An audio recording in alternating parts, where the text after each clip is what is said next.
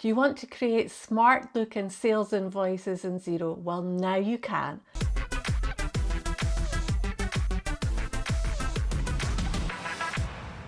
Let's head into Xero and I'll show you how the new report layout designer works. Okay, let's look at creating a professional looking layout for our sales invoices in Xero. So from the home screen, we're going to go to Sales on the blue ribbon and we're going to choose Sales Settings.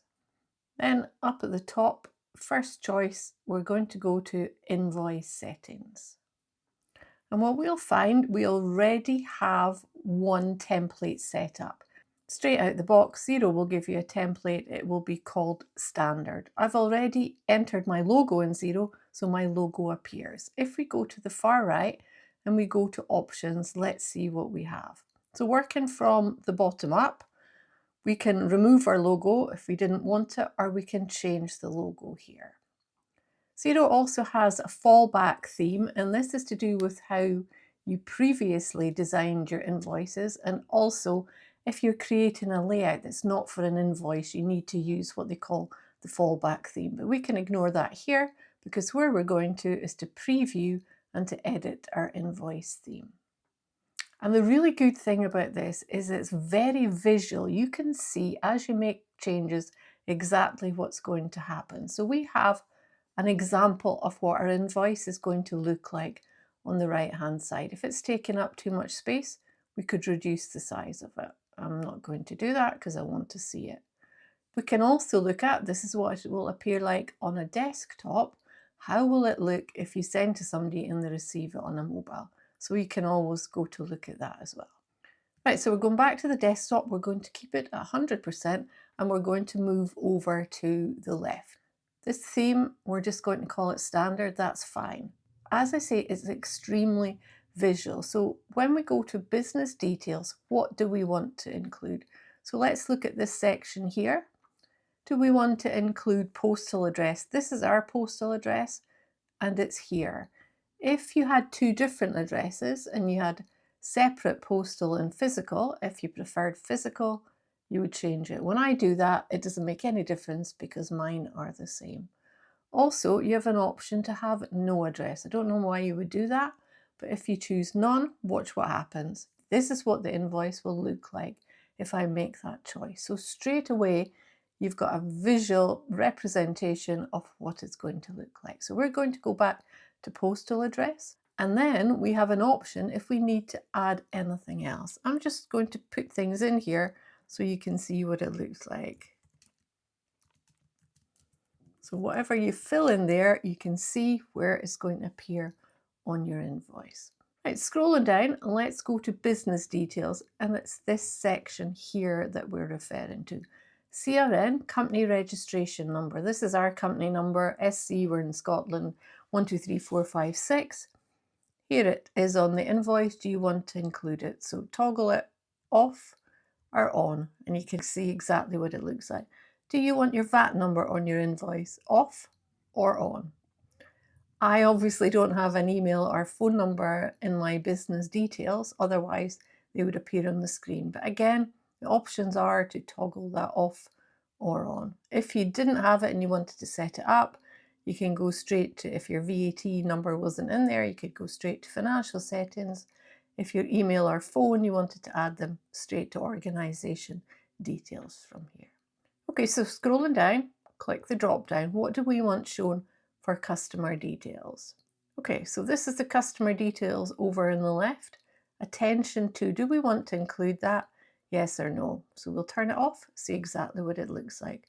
Contact name we want to keep, address we want to keep. If we didn't, that would remove it. Country, do you want to add that? So let's put that in. And then scrolling down, if I can get to the left hand side, account number. If we use account numbers in Xero, clicking that makes it appear.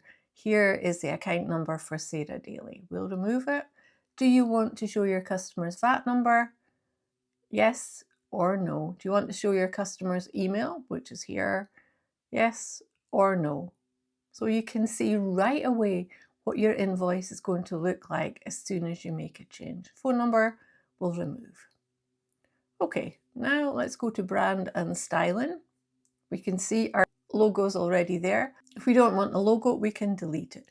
We have 3 choices for our logo. It's on the right at the moment. Let me show you it. We can center it, or we can put it to the left. You choose which one looks best. I'm going to move it over to the right. Then you can see brand colors. Now this relates to, you wouldn't know, but this line here, as far as I can see, the line at the bottom. If you click on this drop down, the first suggestion is Xero's picked up your brand colors from your logo. So if I choose the lighter color, like the Xero blue, you can see that line is now blue, and so is the line at the bottom. If I chose the darker, is that a navy blue? There you go, you've got the line there and the line there. If you said, no, actually, I don't want a logo color, I want something completely different, you could choose red. And I think we'll leave red simply because it's clearer what we've done. I need to get over to the left. Scrolling down, I have a font option. I have 3 choices. It's on Enter at the moment. We change it, we see what it looks like. Change it again. So again, it's very visual. Choose what you prefer. We'll go back to the original one. Then the content. What do you want to show on your invoice?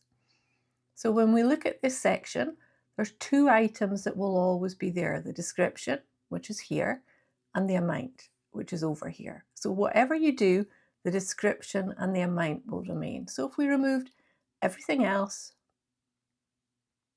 that's what you would see. And for my business, I might say that's absolutely fine. If I'm going to say monthly bookkeeping fee, then I don't need quantities, I don't need values. A description and amount might be adequate. If, for example, I'm selling widgets, I might want to choose an item number. This is like a stock code. I don't think many people will use that, but maybe if your customer has ordered something online and they've chosen an item code number, it'd be quite nice for them to see that on the invoice. So that's what that means. Quantity, again, this is back to, if you're selling widgets, it's probably quite a good idea to include the quantity. So now you can see that garden shed netting you've got 1 of, but shed poles you've got 4. If you add quantity, you want to add price as well. I think these 2 go together. So now we can see you've sold 4 shed poles, £165 each, total 660. Discounts, I don't really do discounts. There isn't a discount, but you could add the column if you wanted. Tax, again, is another column. So if you were selling products that sometimes had VAT, that's what tax means, sometimes it didn't, it might be a good idea to show the tax rate. Interesting, the demo has got a 10% tax rate, but obviously if you're in the UK and you'd standard rated VAT, this would be 20%. So then, this is a little bit more detail of the tax, the VAT breakdown.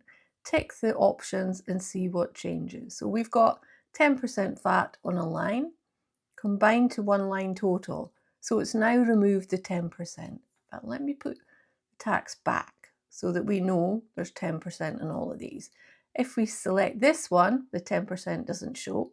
If we select this one, it will. If you're not VAT registered, you might not want anything relating to VAT. So you could say that, can't see anything on this invoice, but for a non-VAT registered business, then this line will no longer appear. So it won't say VAT at 0% or no VAT. This line will be gone. So that's quite handy. If you're selling in foreign currencies or you're selling in different countries, do you want the currency code? I think it looks messy, GBP in front of it, but you have that option. Again, you can show conversion rates. And now online invoice links, it's this section here. 2 choices. If you click on here, your customer will be able to view it online. You can remove that option. Also, your customer has now a QR code to scan that invoice. Option to have it or not.